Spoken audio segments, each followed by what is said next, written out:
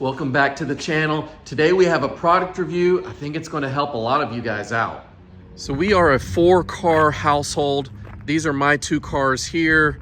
My wife has 2 cars, her Model X over here. She's currently away from the house, so she sometimes parks in here. We just take turns as far as who parks outside, but there's many times where she's got her cars in the garage and my car's over here, and I like to keep it parked somewhat close to the Miata here, just to give ourselves room outside here to back her car out and do like a little 3-point turn to come out of here. So I'm parked all the way over here for a reason, but there are times when I'm at a low state of charge on my battery and I need to charge the car. I normally charge my Tesla with the Tesla wall charger. This is the fastest way to charge an EV from home. But when I try to charge it out in the driveway here, I'm extended as far as it goes. This cable will not go any further, so I am unable to plug it in. I just extended the cable all the way out towards where the car is, and I've got a measuring tape on here. This is measuring roughly 24 feet. So there are a few workarounds. Of course, I can move the car closer to the garage and plug it in that way. I just need to make sure when I'm done charging, I need to move the car back to where it was so my wife can get her car out of the garage when she needs to come and go. So it's not convenient, but it works. Another option is with another type of charger. If you use an extension cord, I'll show you what I've got over here. This is my third-party charger. I got this from Lectron, and I really like their stuff a whole lot. They make quality stuff. And the other end of it comes with a NACS connector already, so it goes straight into the Tesla, no need for adapters. So I love this.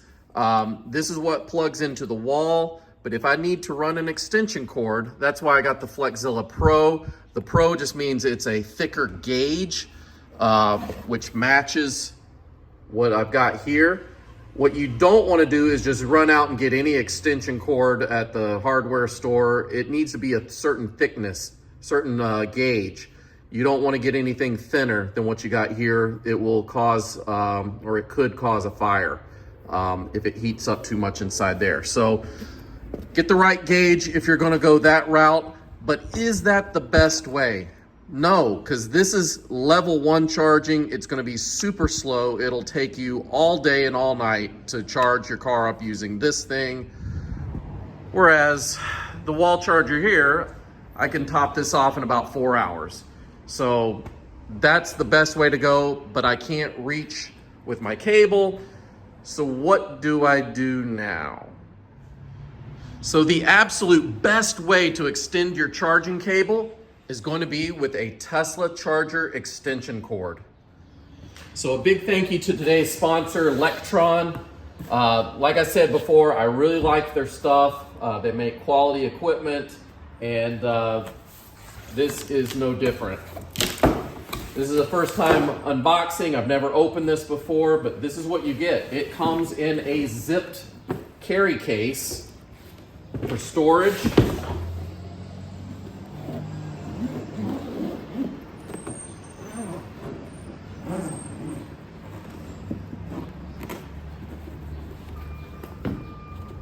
And here we have it. Some cards, shows you some of the details about it. But these are going to be the 2 ends here. Let's see.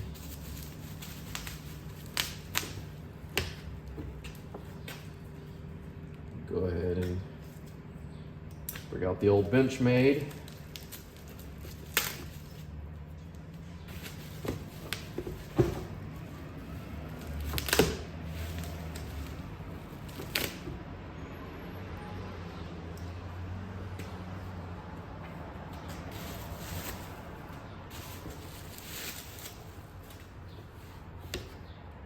All right, so we have a new end. This is going to go into the car, and this is going to be at the end of your extension.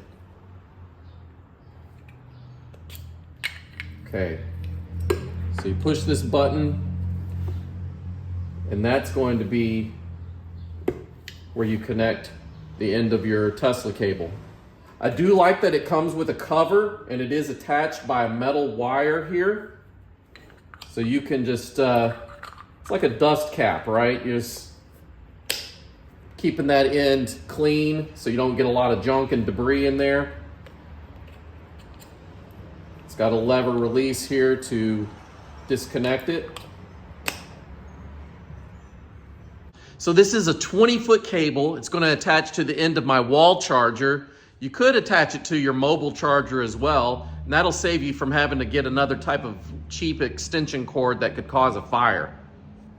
So even if you use this guy here, it's better to use that extension cord on the end of this than try to get some other thinner, inferior cord on this end. So the way this works is you're going to get your cable out here,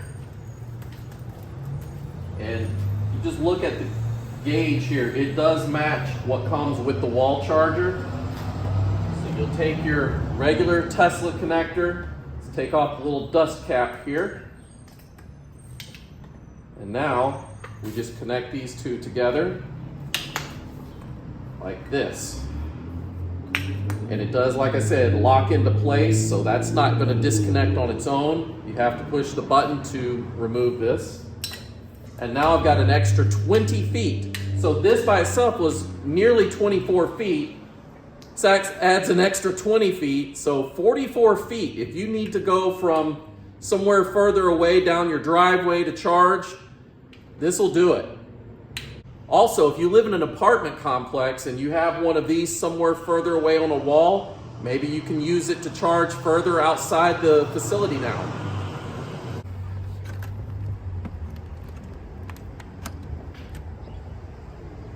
Waiting for it to green up, and it just greened up. So we're in business. Let's go check it out.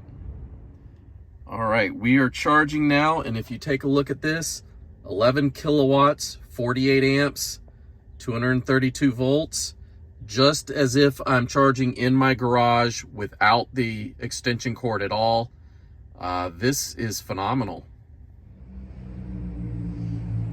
So this is what I'm currently working with here. Plenty of slack, as you can see. So I could potentially have the car moved even further out over here. If I'm making room for other cars in our driveway, I could have my car over here, or I could have one of my friend's Teslas over here. We can charge it. There's all sorts of possibilities. Now I've got all the room in the world here for what I need it for. This is great. I'm not risking any fires. It's safe. It's the same gauge as the wall mount connectors, so everything is spot on.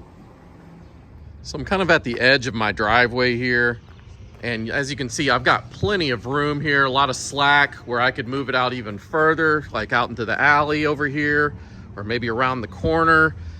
A lot of room to work with here.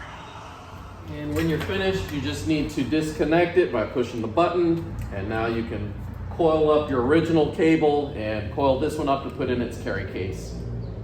And if we take a quick look in the guide here, it is weatherproof. Looks like it's IP54 rated. This is going to be the max output, the 11.5 kilowatts, 48 amps, 240 volts. That's what they recommend, which means definitely do not use this on a supercharger. This is for home use. We're talking level 1, level 2 charging at the most. Do not put this on a level 3 DC fast charge, whatever. And here are some of the details here, including the operating temperature, which is really good to know. So that's it, the Tesla extension cord from Lectron. There's all sorts of applications for this. Think about campsites that may have an electrical outlet further away and you want to charge your EV with it. Or the apartment complex that may share one wall charger with a bunch of different cars, and you're having to get around where all the cars are parked. You can extend it around the corner to where your car is.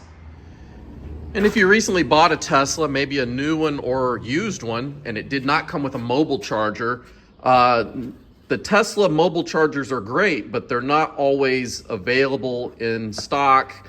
This one came from Lectron, and it's been great.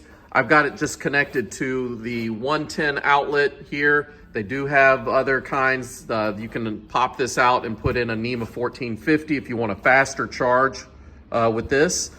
But I would recommend something like this. And if you need to make it any longer, I would recommend the Lectron Tesla charger extension cord over just some other type of extension cord that you would connect to this end. I just think it'd be safer this way. So what other real world uses can you think of for an extension cable of this type?